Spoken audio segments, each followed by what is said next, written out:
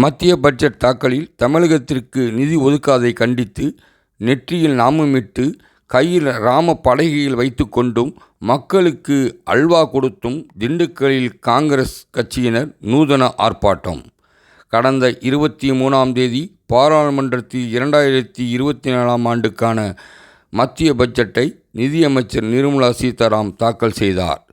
இந்த பட்ஜெட் தாக்கலில் தமிழகத்திற்கு பாஜகவினர் ஆளும் மாநிலங்களுக்கு மட்டும் அதிக அளவில் நிதியை ஒதுக்கியுள்ளது. தமிழகத்திற்கு எந்த ஒரு நிதியும் ஒதுக்கவில்லை என திண்டுக்கல் காங்கிரஸ் கட்சியினர் கண்டன ஆர்ப்பாட்டம் நடத்தினர். திண்டுக்கல் நாகல் நகர் பகுதியில் மாவட்ட மாநகர காங்கிரஸ் கட்சியினுடைய தலைவர் துரைமணிகண்டன் தலைமையில் ஆர்ப்பாட்டம் நடைபெற்றது. இந்த ஆர்ப்பாட்டத்தின் போது காங்கிரஸ் கட்சியினர் அனைவரும் நெற்றியில் நாமமிட்டு கையில் ராமம் போன்ற படங்களை வைத்து கொண்டும் கண்டன கோஷங்களை எழுப்பி ஆர்ப்பாட்டத்தில் ஈடுபட்டனர். இந்த நிகழ்ச்சியில் மாவட்ட காங்கிரஸ் கட்சியினுடைய தலைவர் மணிகண்டன் கண்டன உரையாற்றினார். கூட்டணி கட்சிகளுக்கு தக்க வைத்து கொள்ள குறைந்த அளவு ஜிஎஸ்டி வரிகளை பீகார், ஆந்திரா மாநிலங்களுக்கு கொடுத்துள்ளது.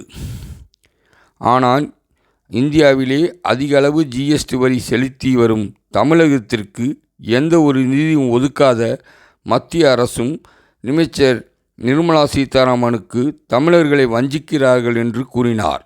தொடர்ந்து பாஜக அரசுக்கு நிதியமைச்சர் நிர்மலா சீதாராமனுக்கும் எதிராக கண்டன கோஷங்களை எழுப்பி காங்கிரசார் ஆர்ப்பாட்டத்தில் ஈடுபட்டனர்.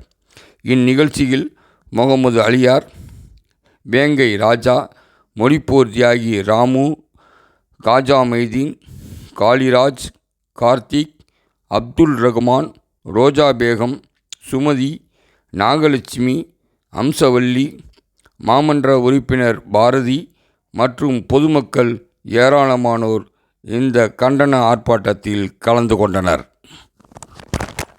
இந்தியாவிலேயே அதிகமாக ஜிஎஸ்டி வாங்குவது யாரு?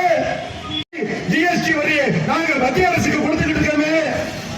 ஆனா நீங்கள் எங்களுக்கு என்ன செஞ்சிருக்கீங்க? பட்ட நாமத்தை சாதிச்சிருக்கீங்க. இதே பீகார்ல எவ்வளவு கொடுத்திருக்காங்க? வெறும் பீகார்ல பாத்தீங்கன்னா 34,000 கோடி, தெலுங்கானா பார்த்தா 55,000 கோடி. ஆனா தமிழகத்துல நாங்க 1,14,000 கோடி அள்ளி கொடுத்த எங்களுக்கு நீங்க என்ன கொடுத்திருக்கீங்க? திருநெல்வேலி அல்வா கொடுத்திருக்கீங்க. அதற்குரிய நண்பர்களை நாம் சிந்தித்து பார்க்க வேண்டும். நீங்க பாராளுமன்றத்தில்